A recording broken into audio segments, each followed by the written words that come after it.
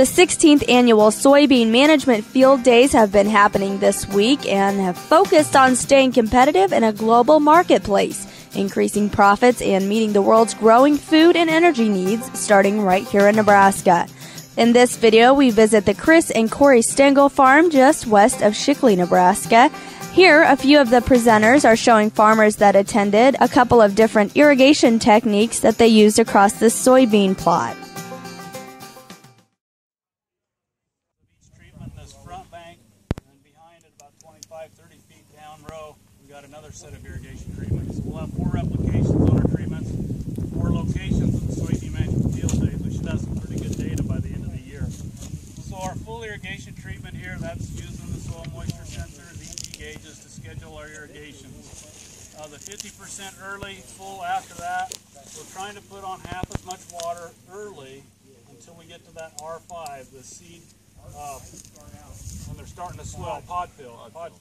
And then we're putting on the same amount as full irrigation. So we're trying to stress it a little bit early, get to R5, then we're giving it the water that the full irrigation gets as well.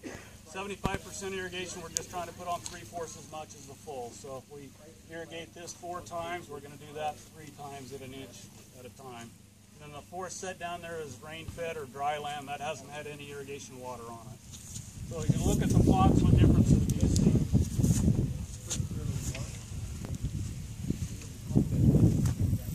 A little bit of height difference. Right there, that's higher. Where we watered early, a little bit taller, you can see, once in a while you can see the border row that wasn't irrigated, and the dry land plants down there, rain-fed, maybe be able to pick out those 4 rows as well. We can see more now than we did this morning. When it was all wet and dewy, you could not see as much difference. The fully irrigated has received 5 inches, the 75% has received 4 inches, the 50% has received 3 inches, and then the rain-fed, just Mother Nature's. I would have liked to have had 1 less inch. I applied our last inch on August 8th. That evening, we got a good rain. So if I could take it back, I wouldn't have gone ahead and done that one, but that's just the way. I just got done reading the sensors over there, and some of them were reading 239 and 200s. They're now reading 10, 200, and 23. So we've got at least 2 or 2.5 inches of water before the rain-fed's going to be needing some more water. Most of these others are even a little bit closer than that.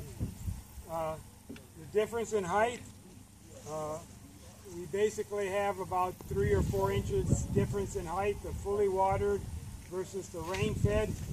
We count the number of nodes. They both have, or all 4 strips have about 16 nodes. About every 3.5 days, the soybean plant will put on a node, and they're all the same. The only difference is the distance between the internodes. Where we got a little bit of extra irrigation or early water, rainfall or whatever, they're a little taller. And this year we had quite a bit of rain in June, so that's probably why we don't see as much difference in height.